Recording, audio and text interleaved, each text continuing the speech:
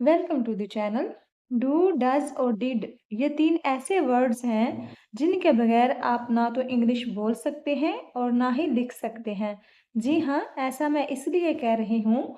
जैसे ही आप टेंस सीखना शुरू करते हैं या फिर ये कह लें इंग्लिश बोलना शुरू करते हैं, तो सबसे पहले आपको डू और डज को समझना पड़ता है। फिर साथ ही डिड को भी समझने की ज़रूरत पड़ जाती है। तो इन तीनों को अगर आपने सही से नहीं समझा तो आप सही से इंग्लिश कैसे बोलेंगे। और सबसे ज़्यादा गलतियाँ जो होती हैं ना, इन्हीं सेंटेंसेस में होते हैं जिनमें हम यूज़ करते हैं डू, डज या फिर डिड। क्यों? क्योंकि इसके इंट्रोगेटिव और नेगेटिव अलग तरीके से बनते हैं और पॉजिटिव सेंटेंसेस अलग तरीके से बनते हैं। अगर आप जानना चाहते हैं डू, डज और डिड को हम कहाँ कहाँ यूज़ करते हैं, और एक बहुत ही इम्पोर्टेंट बात जो आपके लिए जानना बहुत ज़रूरी है, तो वीडियो को कंप्लीट वॉच कीजिएगा। तो चलिए शुरू करते हैं आज की वीडियो। हम आज बात कर रहे हैं डू, डज और डिड की, लेकिन एज अ हेल्पिंग वर्ब, मतलब जब ये मेन वर्ब की मदद करते हैं तब हम इन्हें कैसे यूज करें। तो प्रेजेंट इंडेफिनिट में हम यूज करते हैं डू और डज का, और पास्ट इंडेफिनिट में हम यूज करते हैं डिड का। आई थिंक इतना तो आपको पता ही होगा। लेकिन ये चीज़ बहुत इम्पोर्टेंट है कि नेगेटिव और इंट्रोगेटिव सेंटेंसेस में हम इनका यूज़ करते हैं, लेकिन पॉजिटिव सेंटेंसेस में हम यूज़ नहीं करते। लेकिन एक जगह है जहाँ पे हम पॉजिटिव सेंटेंसेस में भी इनका यूज़ करते हैं, वो है एडवांस लेवल। वो भी हम आज इस वीडियो में सीखेंगे। तो अगर हम डू डज की बात करें, ये हम यूज़ करते हैं प्रेजेंट इंडेफिनिट में। डू कब यूज़ होता है और डज का यूज कब करें? बहुत ही सिंपल है। अगर मैं आपको सिंगुलर और प्लूरल के हिसाब से बताऊं, मतलब वाहिद और जमा के मुताबिक, तो जब हमारा सब्जेक्ट सिंगुलर होगा यानी वाहिद हो तो हम यूज करेंगे डज का। और अगर हमारा सब्जेक्ट जमा में हो यानी कि प्लूरल में हो तो हम यूज करेंगे डू का।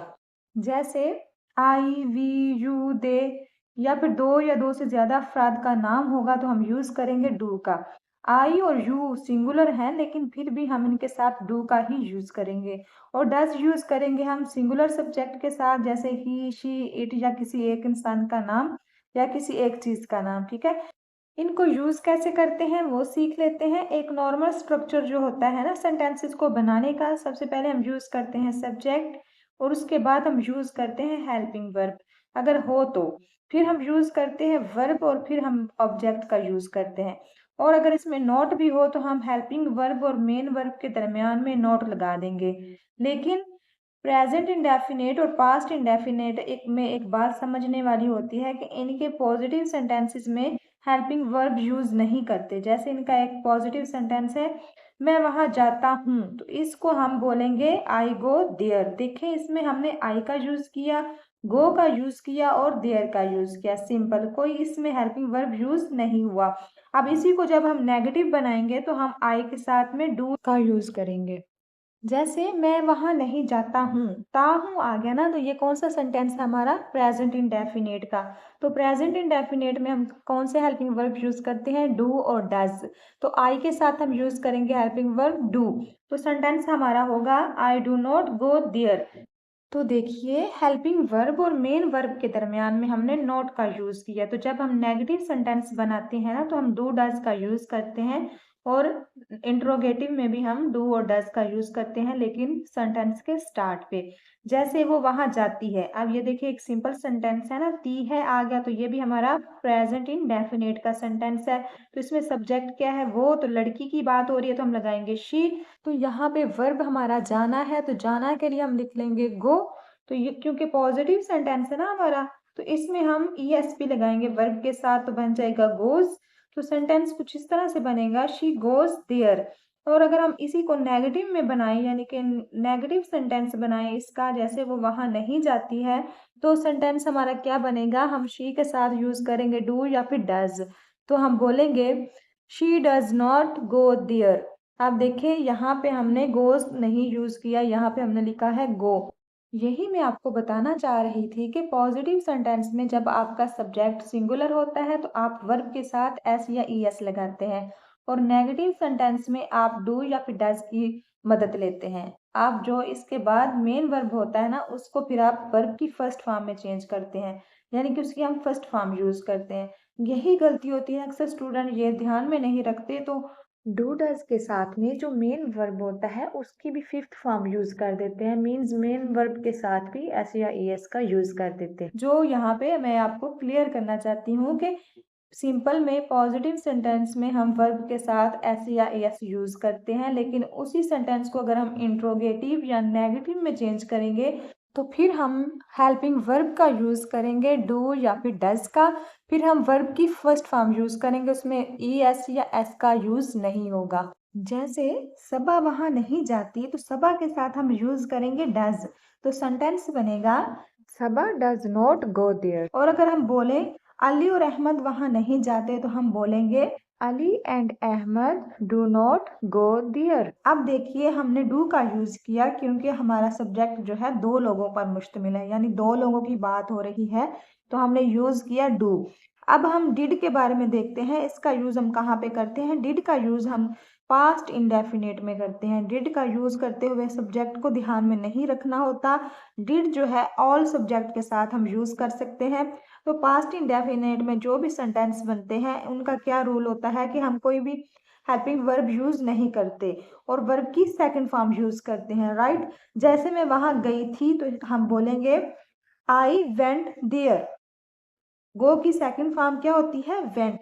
यहाँ पे हमने यूज किया वेंट का। ये तो हो गया आपका पॉजिटिव सेंटेंस। लेकिन आप अगर नेगेटिव इसी का बनाएंगे, नेगेटिव सेंटेंस बनाएंगे, जैसे मैं वहां नहीं गई थी, तो हम बोलेंगे आई डिड नॉट।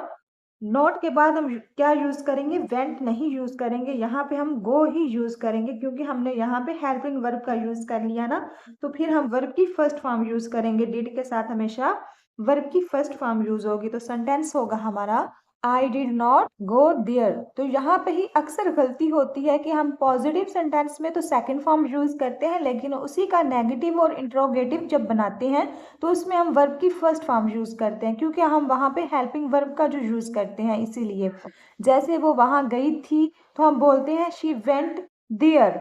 वो वहां गई थी, शी वेंट देयर। यहाँ पे हमने वर्ब जो है ना, वर्ब की सेकंड फॉर्म यूज की है वेंट, तो सेंटेंस हुआ हमारा शी वेंट देयर। इसी सेंटेंस को अगर हम नेगेटिव सेंटेंस में चेंज करें, जैसे वो वहां नहीं गई थी, अब हम सेकंड फॉर्म यूज नहीं करेंगे। क्यों? क्योंकि अब हम हेल्पिंग वर्ब यूज करेंगे डिड, और डिड के साथ हमेशा वर्ब की फर्स्ट फॉर्म यूज होती है, ठीक है। तो सेंटेंस हमारा होगा she did not go there. और अगर हम प्रेजेंट की बात करें, जैसे वो हर रोज नहीं खेलते हैं, तो प्रेजेंट के नेगेटिव में हम यूज करते हैं डू या फिर डज। तो यहाँ पे ज्यादा लोगों की बात हो रही है तो हम यूज करेंगे डू। तो सेंटेंस होगा they do not play every day. They do not play every day. और अगर पास्ट की बात करें, लोग परवाह नहीं करते थे, तो पास्ट इंडेफिनेट के सेंटेंसेस की क्या पहचान होती है कि लास्ट में आता है ता, था, ती, थी या ते थे, या फिर इस तरह के वर्ड्स भी आ सकते हैं, लिया, गया, किया। तो इस तरह के वर्ड्स जब आ जाते हैं तो वो हमारा सेंटेंस क्या होता है, पास्ट इंडेफिनेट का। तो उसमें हम वर्ब की सेकंड फॉर्म यूज करते हैं, लेकिन उसके नेगेटिव और इंट्रोगेटिव सेंटेंसेस में हम वर्ब की फर्स्ट फॉर्म ही यूज करते हैं, क्योंकि उसमें हमने हेल्पिंग वर्ब यूज करना होता है डिड, और डिड के साथ हमेशा कौन सी फॉर्म यूज होती है, वर्ब की फर्स्ट फॉर्म। तो ये वाला सेंटेंस हमारा पास्ट इंडेफिनेट का है, क्योंकि इसके लास्ट में है ते थे आ गया ना, तो इसलिए ये कौन सा सेंटेंस है, प्रेजेंट इंडेफिनेट का। और कौन सा, नेगेटिव। और नेगेटिव जब बनाएंगे तो हम फिर वर्ब की फर्स्ट फॉर्म यूज करेंगे डिड के साथ। तो सेंटेंस हमारा बनेगा पीपल डिड नॉट केयर। लोग परवाह नहीं करते थे, पीपल डिड नॉट केयर। इसी तरह से किसी ने कुछ नहीं किया, इसके लिए हम बोलेंगे नो बॉडी डिड एनीथिंग। तो इस सेंटेंस में आप सोच रहे होंगे कि मैंने नॉट का तो यूज ही नहीं किया। देखिए यहाँ पे हमने डिड को as a main verb use किया है और किसी ने नहीं, इसके लिए हमने यूज किया है नो बॉडी का। अगर हम इंट्रोगेटिव सेंटेंस की बात करें, जैसे क्या आप टेनिस खेलते हैं, तो इंट्रोगेटिव में हम हेल्पिंग वर्ब सबसे पहले यूज करते हैं और फिर हम सब्जेक्ट यूज करते हैं, इसके बाद नोट का यूज करते हैं अगर है तो, और इसके बाद हम मेन वर्ब और लास्ट पे ऑब्जेक्ट का यूज करते हैं। तो सेंटेंस बनेगा हमारा डू यू प्ले टेनिस। इसमें हमने वर्ब की फर्स्ट फॉर्म का यूज किया। इसी तरह से क्या तुम कहानियां सुनते थे। आप देखिए ये पास्ट इंडेफिनेट का सेंटेंस है, क्योंकि लास्ट पे ते थे आ गया ना, तो इसमें हम डिड का यूज करेंगे। तो डिड को सबसे पहले लिख लेंगे, did you listen to stories, did you listen to stories. इसी तरह से क्या तुमने खाया नहीं, इसमें भी हम डिड का यूज करेंगे और सबसे पहले लिख देंगे डिड और सेंटेंस बनेगा हमारा डिड यू नॉट ईट। और हम डिड और नॉट को एक साथ भी लिख सकते हैं जो बन जाएगा डिडंट। तो सेंटेंस होगा डिडंट यू ईट, क्या तुमने नहीं खाया, डिडंट यू ईट। और अगर हमारा सेंटेंस इंट्रोगेटिव में हो लेकिन डब्ल्यू एच फैमिली का इंट्रोगेटिव हो तो फिर हम उसको कैसे ट्रांसलेट करेंगे। तो हम डब्ल्यू एच वर्ड जो है सबसे पहले लिख लेंगे डिड से भी, उसके बाद हम डिड का यूज करेंगे। जैसे तुम कहाँ काम करते थे, तो कहाँ को सबसे पहले लिख लेंगे, कहाँ के लिए हम यूज करेंगे वेयर। तो सेंटेंस बनेगा हमारा where did you work.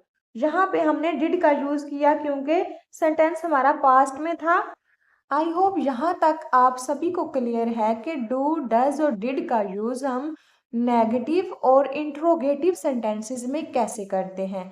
Positive sentences में नॉर्मली तो हम इनका यूज नहीं करते हैं, लेकिन बात पे अगर जोर डालना हो, बात पे अगर हम जोर डाल के बोलना चाहें तो फिर हम इसमें भी पॉजिटिव सेंटेंस में भी इनका यूज करते हैं बात पर जोर डालने के लिए। जैसे एग्जाम्पल देखिए, मैं वहां जाता हूँ, तो ये सेंटेंस हमारा प्रेजेंट इंडेफिनिट का पॉजिटिव सेंटेंस है। तो पॉजिटिव सेंटेंस में हम डू डज का यूज नहीं करते हैं, नॉर्मली तो हम इसको ऐसे बोलते हैं आई गो देयर। लेकिन अगर हम बात पर जोर डालकर बोलना चाहें ताकि सामने वाला हमारी बात पे यकीन करे, तो इस सिचुएशन में हम ऐसे सेंटेंसेस में भी हेल्पिंग वर्ब यूज कर लेते हैं। जैसे यहाँ पे फिर सेंटेंस बनेगा आई डू गो देयर। तो इस सेंटेंस में हमने हेल्पिंग वर्ब यूज किया है डू, आई के साथ डू का यूज होगा। तो ये सेंटेंस हमारा प्रेजेंट इंडेफिनिट में है। तो जो हेल्पिंग वर्ब प्रेजेंट इंडेफिनिट में यूज होते हैं वही हेल्पिंग वर्ब हमने यहाँ पे फिर यूज किया है बात पर जोर डालने के लिए। इससे पता चल रहा है कि बात पर जोर डाला जा रहा है। इसी तरह से वो वहां जाती है, नॉर्मली हम बोलते हैं शी गोज देयर, और हमें जोर डालना हो अपनी बात पे तो हम बोलेंगे शी डज गो देयर। और अगर हम पास्ट की बात करें, वो वहां गई थी, नॉर्मली हम बोलेंगे शी वेंट देयर। और अगर इसी बात को हम जोर दे के बोलेंगे तो हम बोलेंगे शी डिड गो देयर। तो यहाँ पे भी आपको ध्यान में रखना है कि डिड के साथ हम फर्स्ट फॉर्म यूज करेंगे, वेंट यूज नहीं होगा, यहाँ पे हम यूज करेंगे गो। इसी तरह से अगर हमें किसी को बताना हो कि वो काम हम करते हैं तो हम बोलेंगे हम वो करते हैं, राइट। तो इसके लिए हम बोलेंगे वी डू दैट। नॉर्मली तो हम ऐसे ही बोलेंगे, लेकिन अगर हम बात पर जोर डालेंगे तो हम बोलेंगे we do do that, correct. तो ये सेंटेंस भी हमारा राइट है, इसको भी हम ऐसे भी बोल सकते हैं, बात पे जोर डाल के भी हम बोल सकते हैं वी डू डू दैट, ये रोंग नहीं होगा। इसी तरह से मैंने वो किया था, तो नॉर्मली हम बोलेंगे आई डिड दैट, और जोर दे के बोलेंगे तो बोलेंगे आई डिड डू दैट। ये लास्ट वाला सेंटेंस आपके लिए, नॉर्मली तो इस सेंटेंस को हम ऐसे बोलेंगे, सेंटेंस है हमारा मैंने उससे बात की थी, तो हम बोलेंगे आई टॉक्ड टू हर। और अगर हम बात पे जोर डाल के बोलेंगे तो हम फिर यूज करेंगे डिड टॉक या फिर डिड टॉक। ये बताइएगा मुझे सेंटेंस कैसे कंप्लीट होगा, I to her, I did talk to her, या I did talk to her. यानी कि टॉक की सेकंड फॉर्म आएगी या फिर टॉक यानी कि फर्स्ट फॉर्म में आएगा। कमेंट में ज़रूर बताइएगा। अगर आज की वीडियो आपको अच्छी लगी हो तो प्लीज़ लाइक कर दीजिएगा। Thanks for